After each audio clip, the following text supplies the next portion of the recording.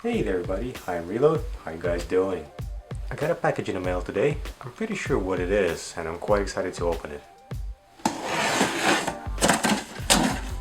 Okay, let's check it out.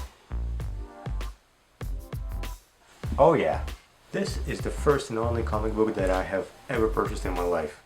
Thank you Dark Horse Comics and EVE Valkyrie crew. I'm gonna enjoy reading this. If you're into EVE Online lore, I'm pretty sure it's going to be a very good read. Speaking of EVE Valkyrie, let's talk about some VR news. So, this week in VR. To my knowledge, EVE Valkyrie was the first VR game to announce cross-platform gameplay. Please correct me if I'm wrong in the comments below. It was originally bundled with Oculus Rift, but during EVE FanFest 2016 we were promised a future release on PSVR and HTC Vive. And now we know a firm date for the release of EVE Valkyrie on PSVR. It's going to be October 13th. There's still no announcement for HTC Vive, but I'm pretty sure it's coming soon. CCP Games has a very good relationship with PlayStation due to its Task 514 exclusive release, so it kind of makes sense that the PSVR date will come first. Speaking of cross-platform VR gameplay, a bit of a bombshell was announced this week at E3. Ubisoft will be releasing a Star Trek themed VR game called Bridge Crew, and they said that it will be available on HTC Vive, Oculus Rift and PSVR. This will be a multiplayer game where you as a player will be able to man each particular station on a bridge of USS Aegis. I hope I'm pronouncing this right. So it looks to be a bit of a co-op multiplayer game in VR. So far there wasn't any mention of cross-platform gameplay, so people who own HTC Vive may only be able to play with other people who own HTC Vive, but at this point there's very few details coming about this game, and I'm sure more information should follow soon. But if you're not a Trekkie, there was an even bigger announcement at E3 when it comes to VR. Two games, Fallout 4 and Doom, are coming to virtual reality.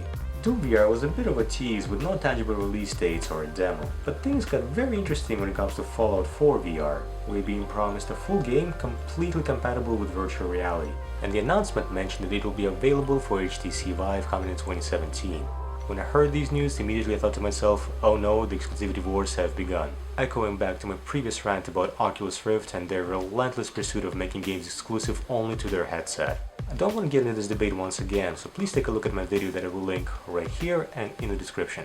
But it turns out that Fallout 4 will not be exclusive to HTC Vive and it will be compatible with every single VR headset out there. There is some sour history between Bethesda and Oculus. I mean, what developer doesn't have some sort of a beef with Oculus these days? The announcement may have intentionally omitted any mention of the Rift, but regardless, Fallout 4 is coming to virtual reality next year.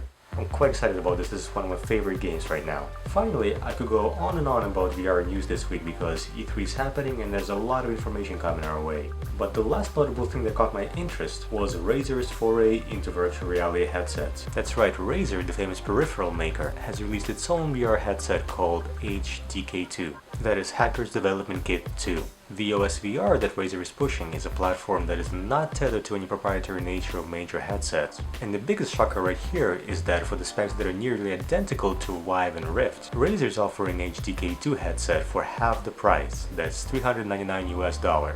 It doesn't come with any of the controllers, but neither does Rift at this point unless you count the Xbox controller. And really, this is not a consumer product at this point. This is geared more towards businesses and developers that are just trying to get into virtual reality industry right now. But if you're a tech-savvy early adopter, I don't see any reason not to go with the HDK2, especially at this price point. The price is a lot less prohibitive compared to Rift or Vive.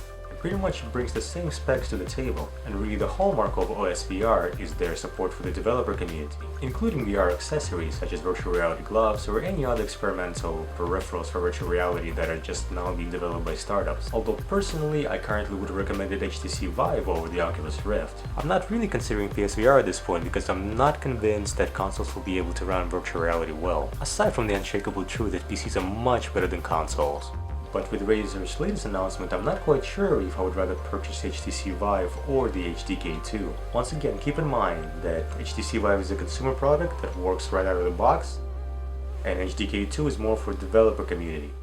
So there's going to be a lot of tinkering that you would have to do if you purchase one. But regardless of all of this, these were the news in VR this week. Thank you so much for watching. Please give this video a thumbs up if you liked it, or thumbs down if you disagree with something that I have to say.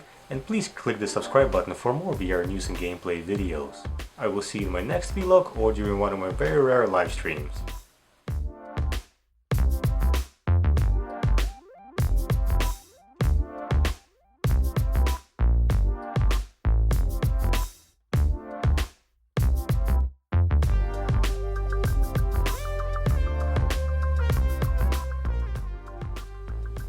You guys still here? Go play some video games.